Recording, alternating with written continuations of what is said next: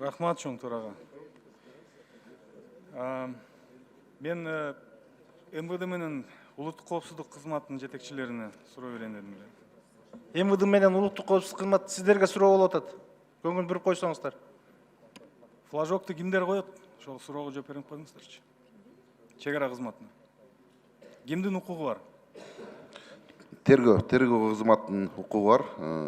Козголгон иштин жана алкагында коюлат ограничение. Анда жакшы экен. Сиздер билесиздерби, бүгүнкү күндө тергөө кызматынан тышкары оперативный сотрудниктер коюп койгон фактылар боюнча маалыматыңыздар барбы? Ограничение коюлбайт, уведомление коюлат. Чыгып баратса маалымдап койгонго.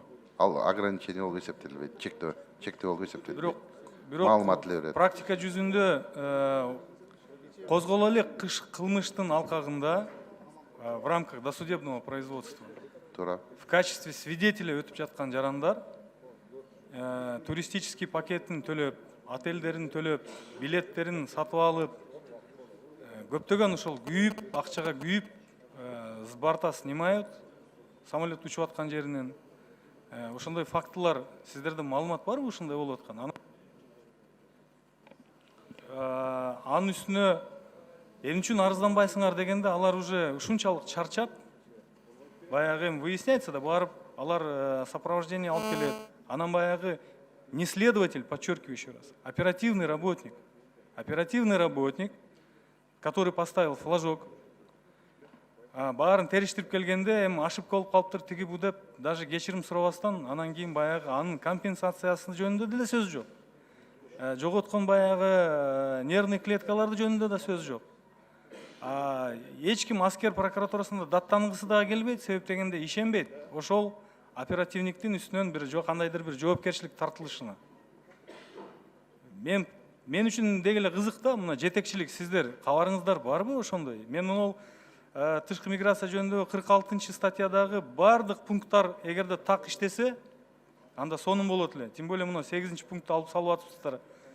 Мен айтканым, козголо эле кылмыш ишине в рамках досудебного производства в качестве свидетеля, даже не обвиняемого. Ошолорго тергөөчү эмес. Рахмат, сунуштарды эске алыңыздар. 10 секунд. Жооп берип койсо жакшы болот эле.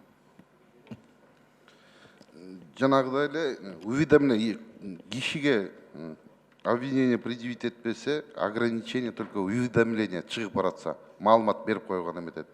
А калган как обвиняемый өтүп атса, чектөө коюлат. Жана сиз айткан маалыматтар боюнча мен териштирүү жүргүзүп сизге кат Мен сизге фактыны берсем, сиз жоопкерчиликке тартасызбы ошол эмелерди? Тартылат, жоопкерчиликке тартылат. Фактын берсеңиз, териштирүү жүргүзүп жооп берели сизге. Казакбаев депутаттын микрофон бергиле.